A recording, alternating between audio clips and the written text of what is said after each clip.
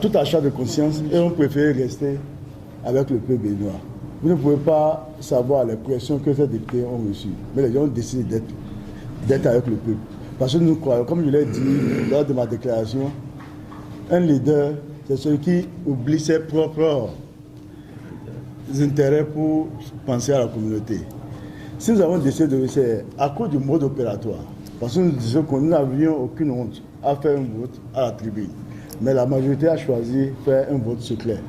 Dès ce moment, nous savons qu'il y avait anguille sur roche. Et c'est pour ça que nous avons unanimement décidé de désigner 11 personnes. 11 personnes pour limiter les va-et-vient, parce que nous avons confiance aux 22. Et directement, nous avons choisi les 11 premières personnes qui étaient là. Et ces personnes ont voté pour le moment les 22 pour la recevabilité. Pour voter maintenant pour l'adoption, j'avoue que moi, personnellement, lorsque les scrutateurs ont été mis en place, parce qu'il faut comprendre que pour mettre en place les scrutateurs, il faut qu'un volontaire aille tirer. Et c'est dès ce moment, lorsque le ministre Fayon, le député Fayon, s'est désigné comme volontaire, c'est pas si c'était un coup préparé, il est allé, il fait un tirage, il dit que c'est Augustin Awaweba. J'étais le premier à dire, nous voulons voir. Il a remis le bulletin à l'intérieur. Donc nous n'avons pas vu. Il choisit l'honorable Sophia Tchanou. On dit, on veut voir, mais on sentait que c'était déjà préparé. Pour cette raison, je me suis déplacé personnellement pour aller rester un peu à côté, pour essayer de mieux voir. Lorsque le vote venait vers la fin, l'honorable Augustin Awawebla s'est levé pour sortir. Une seconde, finalement qu'on a compris qu'il était allé préparer le jeu. Il rentre, il se déplace, en tant que scrutateur, il se déplace pour venir à mon niveau. Et c'est en ce moment, il vient à notre niveau, la première rangée où il y avait le député Wassangari Biosika Abdel que je suis, le député Ogbon et le député Adeshokan Gafari. C'est en ce moment que le courant est parti. Il n'y a plus la lumière. Et sa réaction, c'est qu'il s'est agrippé à moi pour m'empêcher de me lever. Je le dis, dans le noir. J'ai dû me décarcasser pour pouvoir me retirer et aller vers le présidium. C'est là que la garde rapprochée du président de l'Assemblée nationale m'a bloqué pour m'empêcher. Donc, on a fait près d'une minute sans avoir une vue sur l'une. Et ça, on n'a pas crié. On sait que ça ne peut pas continuer. On n'a pas crié au vous. Ce qui est intéressant au niveau du Parlement, c'est que tout est enregistré. Vous allez voir qu'il y a des bribes d'informations qui vont essayer de mettre pour essayer de mettre. Tout est enregistré et nous n'accepterons jamais de monter la bande. Lorsque il y a quelques jours, on votait le rapport d'activité du président de l'Assemblée nationale, il était dit que le direct était revenu, que les dispositions sont plus dans ce sens. Mais bizarrement, subitement, hier, le direct est parti, on n'a pas pu voir. Donc c'est pour vous dire ce qui a été joué. Parce que j'étais convaincu que j'étais en alerte, j'irai vous rapidement voir ce qui est passé. Augustin Awaweba m'a agrippé pour m'empêcher d'aller voir. Et mieux, lorsque on a commencé le comptage, vers la fin, on est resté.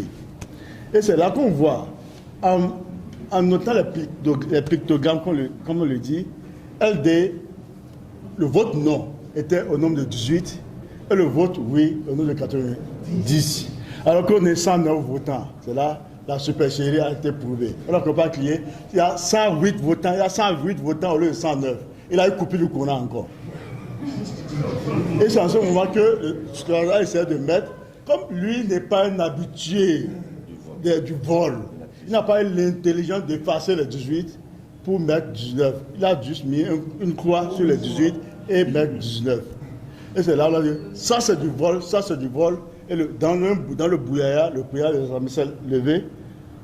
Personne n'entendait ce qu'il disait. Il disait que le vote est passé de 109 votants, 90 pour le oui, et 19 pour le non. Donc c'est ce à quoi nous avons vécu ce matin pratiquement.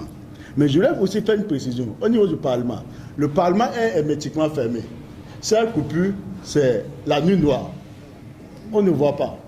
Et si l'on n'est pas proche du présidium, même si l'on allume son téléphone, personne ne voit ce qui se passe dehors. Les députés ont anticipé. Nous avons anticipé. Il y a des menaces de faire sortir l'honorable Saliki de la salle. Des menaces d'envoyer la garde rapprochée du président, le faire sortir de la salle à plusieurs reprises. Donc c'est pour vous dire qu'on n'est pas resté les bras croisés. On a quand même fait ce qu'on peut faire. Mais si quelqu'un est un expert en vol, en plein jour, qu'est-ce qu'on peut faire dans l'obscurité? C'est ce à quoi nous avons vécu. Les 22 députés, nous le disons, nous le répétons, ont été sincères.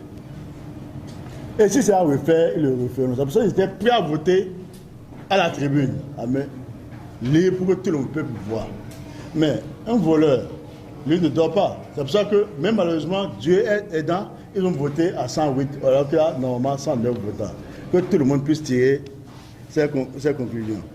Mais ce que je tiens à préciser, avec cette réforme constitutionnelle, je vais écouter Maître Robert Dossou, je vais écouter Théodore Olo, je vais écouter le président du CEPOR Dieudonné Soglo, je vais écouter Mathurin Nago, je vais écouter Bruno Amoussou et je vais écouter tous ceux qui veulent bénéficier du Sénat et qui ont pris part à la conférence nationale.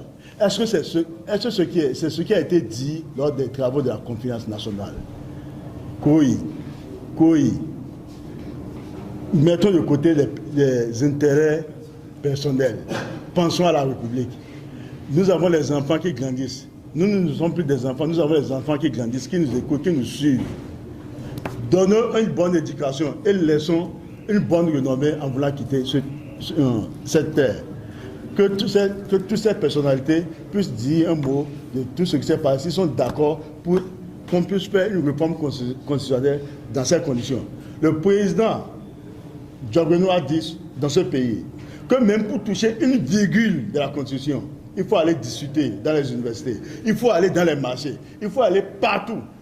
Mais bizarrement, comme ils sont là, ils sont les premiers à faire le communiqué pour féliciter l'Assemblée nationale de voter au petit matin dans les conditions de vol une constitution. Nous ne reconnaissons pas ce vote, et je l'ai dit. Et nous allons utiliser tous les moyens qui sont à notre disposition pour, de façon légale pour contester le vote. Nous allons saisir les instances. Nous allons parler au peuple pour que le peuple sache ce qui s'est passé et que chacun prenne ses responsabilités. Mais je tiens à préciser, avant que Laurent Sariki ne parle, c'est Laurent Sariki Raoufou qui a gardé la procuration du président Éric Oundété.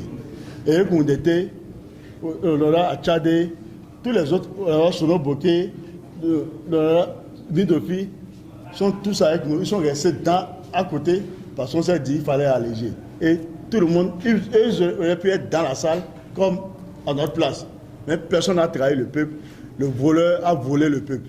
Je vous remercie.